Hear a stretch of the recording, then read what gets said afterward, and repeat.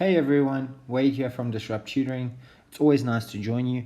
Today I'm going to be taking you through a question on amino acids, and this was taken from the February-March 2017 DBE exam.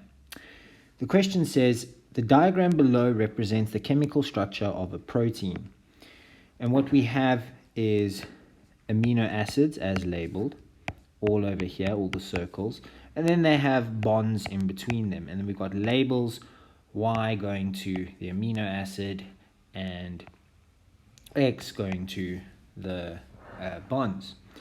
So the question is, X represents a what? Is it A, hydrogen bond, B, nitrogen base, C, peptide bond, or D, mRNA molecule?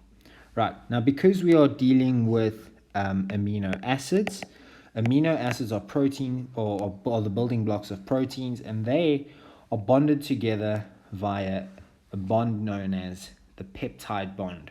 And is that an option? Yes, it is. It is C. So that is the peptide bond. Hydrogen bonds you'll find in the bases of your DNA molecules. The nitrogen bases is definitely not that, because those are adenine, guanine, cytosine, and thymine, and uracil. And it's not an mRNA molecule, because the mRNA needs the tRNA to form each of these amino acids. So there we have it. C is the correct answer.